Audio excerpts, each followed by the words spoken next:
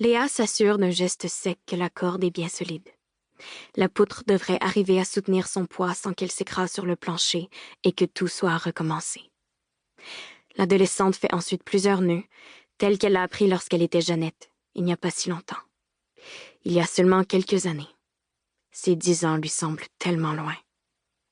Ces moments heureux, ces rires enfantins, cette naïveté qu'elle avait encore. Léa essuie la larme furtive qui glisse sur sa joue. Puis, d'un geste rageur, elle tire sur la chaise placée devant son petit pupitre pour la placer sous la corde tendue. Avant de venir s'installer pour de bon, la jeune fille vérifie que la lettre déposée sur la table est bien en évidence, que sa mère la remarquera quand elle entrera dans sa chambre. Dans 1 heure, sa mère terminera son quart de travail. Elle sortira en vitesse de l'hôpital, se dépêchera de rentrer en voiture, arrivera à la maison, embrassera l'homme qui est en bas, changera ses vêtements, si elle n'est pas trop fatiguée, et viendra la saluer avant d'aller se coucher.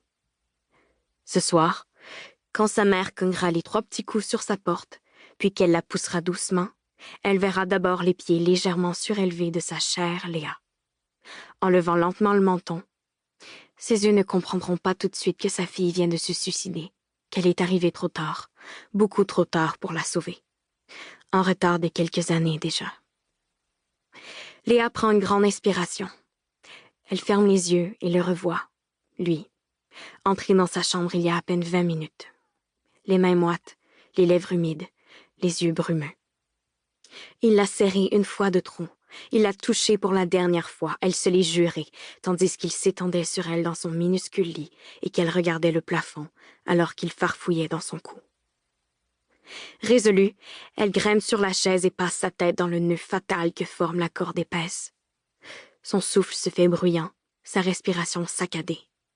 Elle avale une dernière fois sa salive et compte à partir de 10 à voix haute. 10, 9, 8, 7... Sa voix se met à trembler et un sanglot la secoue tout entière, mais ce n'est pas assez pour l'empêcher d'accomplir ce qu'elle a commencé. 6, 5, 4...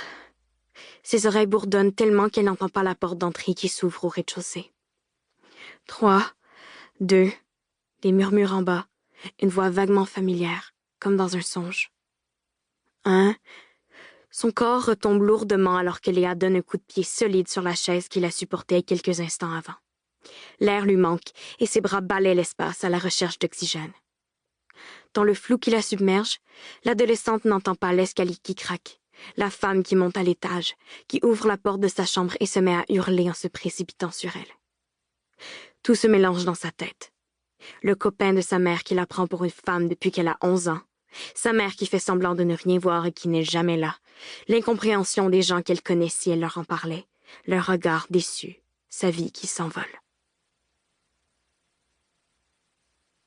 Pour continuer à écouter ce livre audio gratuitement, cliquez sur le lien dans la description et vous pourrez l'écouter en entier sans frais grâce à l'essai de 30 jours d'Audible.